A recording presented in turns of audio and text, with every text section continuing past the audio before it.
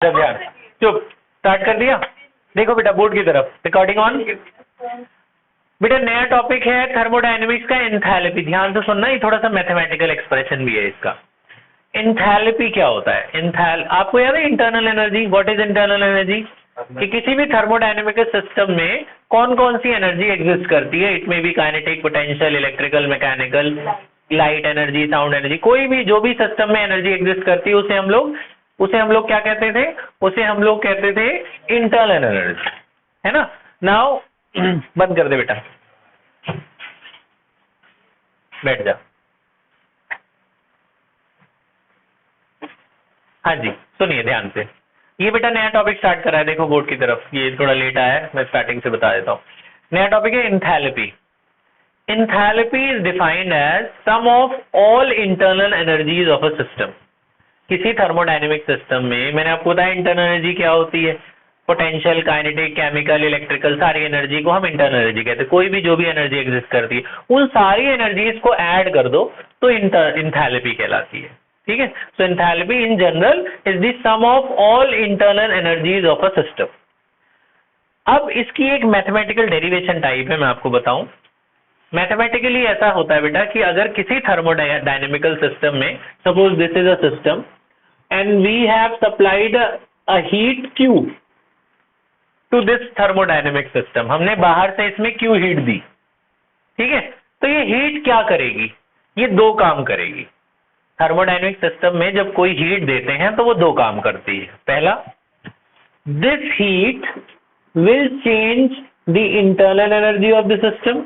Delta माने change और you माने internal energy.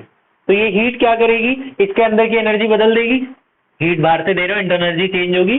Plus this heat will do some work done in moving the particles of the system. जब बाहर से heat देंगे उसकी इंटरनल एनर्जी बदल गई। दूसरा, वो जो अंदर पार्टिकल होंगे जैसे हीट मिलेगी चलने लग जाएंगे ना, वो एनर्जी आ जाएगी, मूव करने लग जाएंगे। जब मूव करेंगे तो वर्क डन होगा। ठीक है। तो the supplied heat will change the internal energy of the system and will do some work on the system. बाहर से हीट दोगे तो सिस्टम के ऊपर कुछ काम होगा, क्योंकि आपने हीट दी तो पार्टिकल मूव करने लग गए। The supplied heat is called enthalpy. इसी हीट को एंथैल्पी कहते हैं कि भैया कितनी एंथैल्पी हो गई टोटल सिस्टम की। तो एंथैल्पी का ये एक फॉर्मूला है एंथैल्पी। अब इसको और डिराइव कर सकते हैं। देखो क्या, आपको मैंने याद है पिछली क्लास में बताया था, पिछली वर्क डन का formula in terms of volume. बताओ। नहीं, work done in terms of volume is PdV। Work done in terms of change in volume, pressure into change in volume is called work done. याद है पिछली class में derive करा के दिखाया था। कैसे आया था? वर्क डन क्या होता है? Force into distance. फोर्स को क्या लिखते हैं? Pressure into area. याद है? प्रेशर क्या होता है? Force upon area. तो फोर्स कैसे निकला? Pressure into area. तो फोर्स को PA। एरिया इनटू थिकनेस को वॉल्यूम बोलते हैं ना, area into thickness is volume. तो वर्क डन का फॉर्मूला PdV। तो एंथैल्पी का एक ये भी फॉर्मूला है। इसी से एक लास्ट फॉर्मूला डिराइव होता है। आपको याद होगा मैंने आपको पिछली क्लास में एक इक्वेशन यूज की थी, आइडियल गैस इक्वेशन। याद है क्या था? PV is equal to nRT। ये PV equal to nRT, this is ideal gas equation. अगर वॉल्यूम में चेंज होता है dV, वॉल्यूम में there is a change dV, तो यहाँ पे बेटा वो कब चेंज होगा? जब आप बाहर से हीट दे रहे हो। बाहर से हीट दे रहे हो तो मोल तो बदलेगा नहीं, जितने गैसेज है उतनी ही रहेंगी। और ये गैस कांस्टेंट है वो भी नहीं बदलेगा। बदलेगा क्या? बाहर से हीट दोगे तो टेम्परेचर तो बदल ही जाएगा ना। तो बाहर से हीट दोगे तो इसका टेम्परेचर चेंज हो जाएगा, तो यहाँ dt हो जाएगा। ठीक है। तो PdV को हटाकर हम ये लिख सकते हैं, PdV को हटाकर dt की जगह ये लोग डेल्टा T लिखते हैं। वो एक ही बात है, D लिखो डेल्टा। तो PdV को हटाकर हम क्या लिख सकते हैं? nR delta T। तो बेटा ये एंथैल्पी का फॉर्मूला है। न्यूमेरिकल के लिए इसमें इस्तेमाल करेंगे। मैं आपको एक क्वेश्चन करके दिखाता हूँ। पहले आप ये सुनो, ये डेल्टा N कैसे निकालेंगे? डेल्टा N, nRdt दिख रहा है आपको? अच्छा, कभी कभी ऐसा होता है कि मोल्स चेंज हो जाते हैं। तो मोल्स चेंज हो जाते हैं तो आप यहाँ पे लिखेंगे डेल्टा nRT। अगर मोल बदल गया, टेम्परेचर को कांस्टेंट रखा, जनरली ये लोग मोल चेंज कर देते हैं, टेम्परेचर वगैरह कांस्टेंट रखते हैं, तो डेल्टा nRT लिखते हैं ये लोग उस केस में। तो ज्यादातर ये लोग मोल को चेंज करेंगे, बोलेंगे टेम्परेचर को हम बढ़ने घटने नहीं दे रहे, टेम्परेचर को मेंटेन करके रख रहे हैं। तो ये डेल्टा एन कैसे निकालते हैं? डेल्टा एन को ना ऐसे डिनोट करते हैं एनसीईआरटी वाले, एन जी। मैं भी डिनोट कर देता हूं, तुम्हें याद रहेगा। जी stands for gases. Thermodynamics generally gases के ऊपर स्टडी किया गया, क्योंकि गैसेस में ही ज्यादा चेंजेस आते हैं, वेरिएशंस आती है। तो एन जी का क्या मतलब है?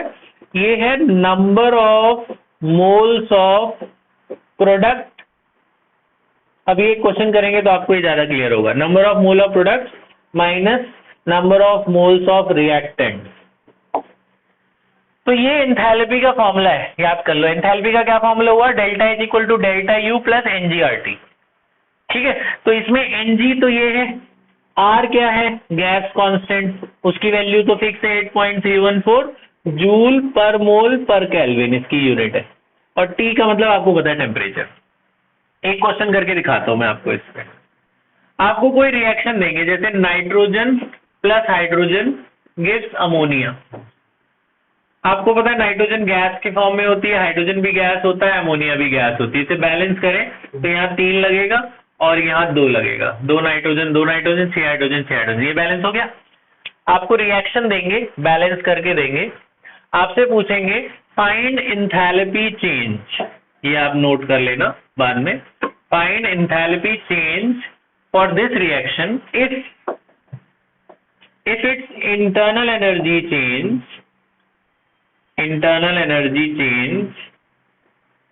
is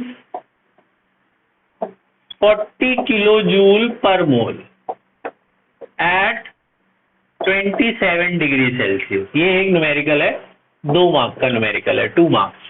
ये क्वेश्चन है, ठीक है, कर रहा हूं मैं, ध्यान सुनना। ऐसे आपको भी अभी 2 क्वेश्चन करने बुक से। तो ये रिएक्शन दे रखी है। सबसे पहले जब कभी भी एंथैल्पी का क्वेश्चन आए, यानी कि डेल्टा एच को एंथैल्पी कहते हैं, तो सबसे पहले आप ये निकाल लेना एनजी। सबसे पहले ये डेल्टा एनजी निकालना। डेल्टा एनजी का क्या फॉर्मूला होता है? Number of moles of products minus reactants. ये रिएक्शन है, इसके प्रोडक्ट के मोल माने ये जो कोफिशिएंट है, प्रोडक्ट में से रिएक्टेंट माइनस कर देना, प्रोडक्ट में से माइनस कर देना रिएक्टेंट को ऐड करके। इसका कोफिशिएंट है 1, इसका कोफिशिएंट कितना है? 3, यानी 2 मोल ये है और 3 मोल ये है, 1 मोल ये। तो प्रोडक्ट का मोल माइनस रिएक्टेंट का मोल कितना है? 2 - 4, आंसर कितना आया? -2। अच्छा, कभी कभी हो सकता है यहाँ पे कार्बन वगैरह होता, वो सॉलिड में होता है, तो वो नहीं लेना होता। सॉलिड और लिक्विड नहीं लेना होता, खाली गैस वाले ही यूज करोगे आप। सॉलिड के बाहर अगर कुछ भी, आपसे सॉलिड से कोई मतलब ही नहीं है। रिएक्शन में कहीं भी सॉलिड और लिक्विड आप उसका यूज नहीं करो, इसलिए जी लगा दिया उन्होंने कि ओनली गैसियस का लेना, ऑफ गैसियस सब्सटेंसेस, खाली गैसियस का ही यूज करोगे, लिक्विड और सॉलिड को यूज नहीं करना। अगर आ गया तो भी। मान लो ये डेल्टा एनजी समझ में आ गया। अच्छा, मान लो एक इसको भी कंप्लीट करते हैं, एक छोटी सी बात।